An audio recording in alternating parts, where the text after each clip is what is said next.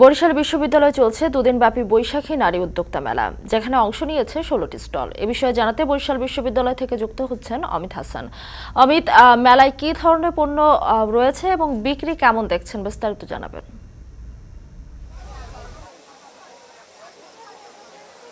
বরিশাল বিশ্ববিদ্যালয়ে গতকাল থেকে কিন্তু এই মেলাটি শুরু হয়েছে।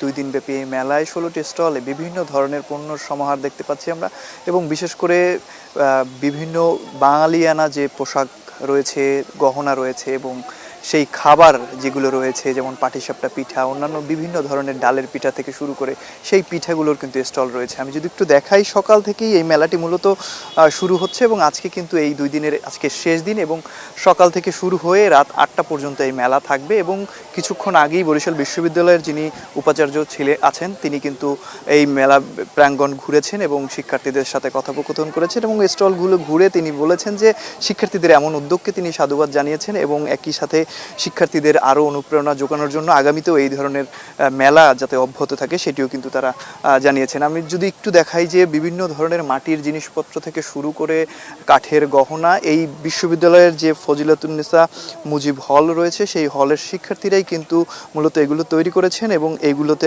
আলপনা সহ বিভিন্ন ধরনের কারুকাজ কিন্তু তারাই করেছেন, এবং তাদের আয়োজনই মূলত এই মেলাটি অনুষ্ঠিত হচ্ছে। কিছুক্ষণ আগে কিন্তু এখানে সাংস্কৃতিক অনুষ্ঠানও ছোট্ট করে একটি আয়োজন করা হয়েছিল, এবং এখানকার যারা সংশ্লিষ্টরা রয়েছেন কিংবা মেলার আয়োজকরা রয়েছেন, তারা বলছেন যে এই ধরনের উদ্যোগ কিংবা এই ধরনের মেলা শিক্ষার্থীদের আগামীতে আরও সামনের দিকে এগিয়ে যেতে সহায়তা করবে, এবং অর্থনৈতিকভাবেও সমৃদ্ধির ক্ষেত্রে কিন্তু এই মেলা বড় একটি ভূমিকা রাখবে বলে তারা আমাদেরকে জানিয়েছেন, এবং আগামীতেও এই মেলা যেন আরও বড় করে আয়োজন করা হয় সেদিকেও তারা দৃষ্টি রাখবে, যাতে শিক্ষার্থীরা এই বিষয়ে আরও জ্ঞান ধারণা করে। আমি যদি একটু দেখাই, এই মুহূর্তে একটি শাড়ির স্টল রয়েছে, শাড়ির স্টলগুলোতে কিন্তু তারা অনলাইনের মাধ্যমেও বিক্রি করে থাকে, কিংবা এই ধরনের মেলা হলে সেগুলোতেও বিক্রি করে।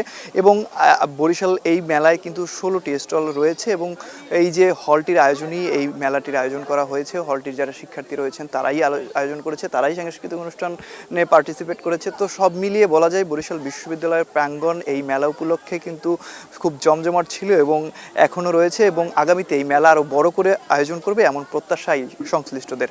তো বরিশাল বিশ্ববিদ্যালয়ের প্রাঙ্গণ থেকে এই ছিল আমার কাছে সর্বশেষ। মিতু, বরিশাল বিশ্ববিদ্যালয় থেকে বৈশাখী নারী উদ্যোক্তা মেলার খবরাখবর জানাতে যুক্ত হয়েছিলেন অমিত হাসান।